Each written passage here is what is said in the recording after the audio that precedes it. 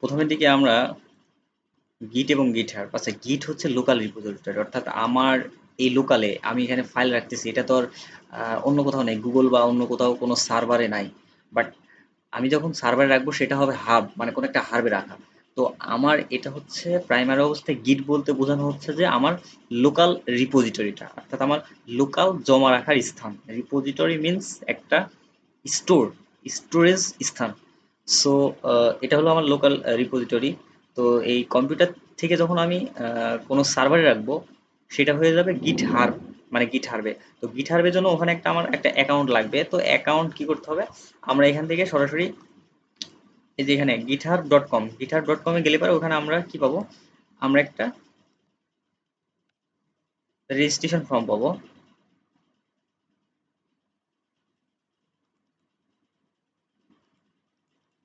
আচ্ছা, আমার এখানে দেখানোর কারণ হচ্ছে আমার লগ ইন করা আছে, এই জন্য এখানে এভাবে দেখাচ্ছে হোয়াট এভার। আমি এটা এখানে নিলাম। আচ্ছা, তারপরেও দেখাচ্ছে কারণ আছে, আমি লগ ইন করা আছে। আচ্ছা, লগ আউট করে নিই আমি।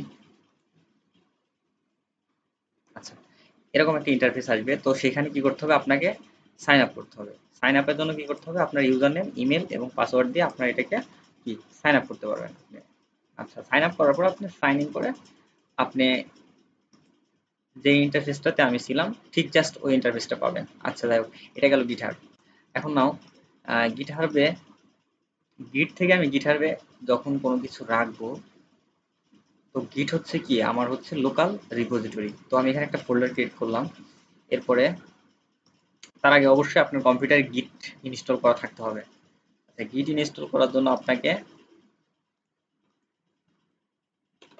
গিট এসিএম, এসিএম এ গিট এসিএম এ যেতে হবে এবং এখান থেকে গিটটাকে ইনস্টল করে নিতে হবে। এরপর নিউ ফোল্ডার, এই ফোল্ডারে এখান থেকে আমরা কি করব, বিগ ব্যাশ শেয়ার, এখানেও থেকেও দিতে পারি বা এখান থেকে, এখানে ক্লিক করে আমরা বিগ ব্যাশ শেয়ার এখানে লিখবো। তো ফার্স্টের দিকে আমরা যখন ইনিট করব, গিট ইনিট, এখানে কিন্তু ইনিশিয়ালাইজ হয়ে গেছে। এই যে দেখুন এখানে কিন্তু একটা ফাইল আছে। তো অনেকের ক্ষেত্রে আবার কি হবে,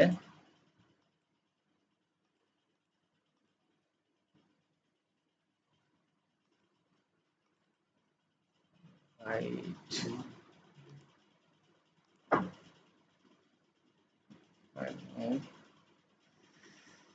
আচ্ছা এটা যদি না শো করে সেক্ষেত্রে এটা হিডেন ফাইলে থাকবে। প্রপার্টিসে গিয়ে যদি হিডেন থাকে সেটাকে তুলে দিতে হবে। প্রপার্টিস, প্রপার্টিস,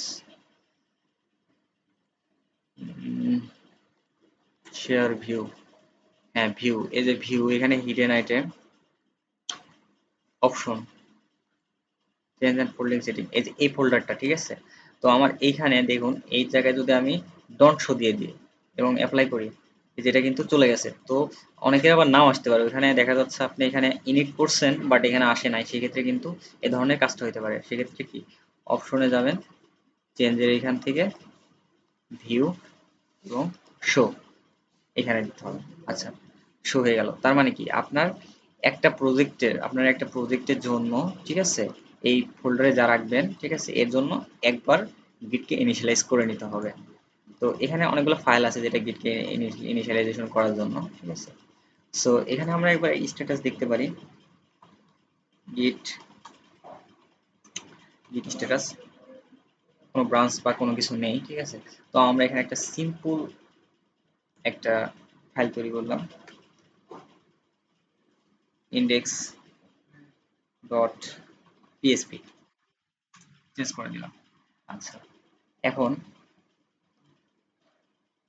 আমি এটাকে git add, আমি যদি ফাইলের নাম দিই ইন্ডেক্স ডট পিএসপি, আমার এটা কিন্তু যেহেতু কোনো ইরোর দেয় নাই, সুতরাং আমার এটা কিন্তু অ্যাড হয়ে গেছে। আচ্ছা, এখন যদি আমি গিট স্ট্যাটাস দেখি, গিট স্ট্যাটাস, তাহলে আমাকে দেখুন বলতেছে যে আসলে কি হয়েছে, আমার এই যে নিউ একটা ফাইল আছে ইন্ডেক্স, ঠিক আছে, এটা এখন পর্যন্ত কোনো কিছু কমিট হয়নি, নো কমিট হিয়ার, এই যে নিউ ফাইলটা। তাহলে আমরা এখানে কি করতে হবে, আমি কমিট করতে পারি। সেটা হলো গিট গিট কমিট এম মানে একটা হাইপেন এম মানে মেসেজ লিখলাম, গিট কমিট মেসেজ ফার্স্ট, এখানে ইনভার্টেড কমা দিয়ে বন্ধ করলাম। হ্যাঁ, এই দেখুন এই যে এখানে গেছে ক্রিয়েট মোড এত ইন্ডেক্স এটা, তার মানে এটা কি আছে, এখন যদি আমি যদি গিট স্ট্যাটাস দেখি, গিট স্ট্যাটাস দেখি তাহলে কি এখন আর কোনো কিছু কি নেই, নাথিং টু কমিট, কোনো কিছু কমিট করার নেই, ঠিক আছে। আচ্ছা ঠিক আছে, এটা গেল হচ্ছে ফার্স্টের দিকে। আর আমরা যে ইউজার ব্যাপারটা ছিল, ইউজার ইমেল ইউজার নেম ফার্স্টের দিকে কনফিগারেশন করে নিতে হবে, নাহলে পরে আপনি ফাইল ট্রান্সফারের ক্ষেত্রে প্রবলেম হবে, গিট হার্বে ট্রান্সফারের ক্ষেত্রে প্রবলেম হবে। সো এখন আমরা এখানে যদি কিছু লিখি,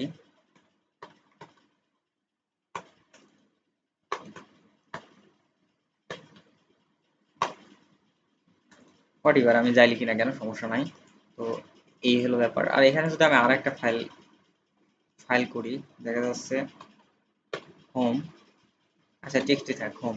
তো এখন হচ্ছে দুইটা ফাইল, আমি যদি ইচ্ছা করি যে এভাবে নাম মানে একটা একটা ফাইল না করে আমি কি করব, সবগুলো ফাইলকে একসাথে অ্যাড করব, সেক্ষেত্রে আমার কমেন্ট হবে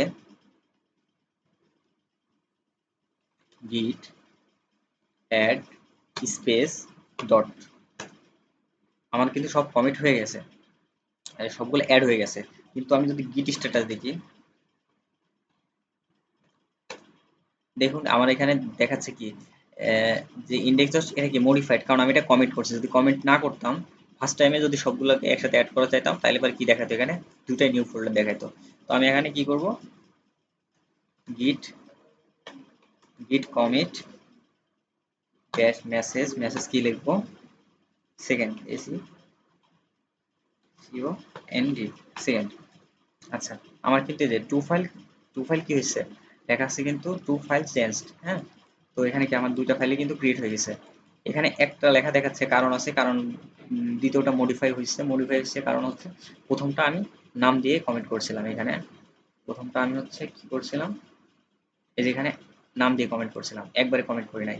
তো চেষ্টা করতে হবে যে যদি অনেকগুলো ফাইল থাকে সেক্ষেত্রে আমরা কি করব, অ্যাড দিয়ে কমেন্ট করব এভাবে। আচ্ছা, এই গেল ফার্স্ট টাইম। আচ্ছা, পুলের ব্যাপারটা একটু বলি যে গিট পুল হচ্ছে, আচ্ছা পুলের ব্যাপারটা বলি, পুল হচ্ছে যে আমি যদি আমার আমার হচ্ছে আমার গিটে মানে গিটে কোনো কিছু আছে, যে প্রজেক্টটা আছে,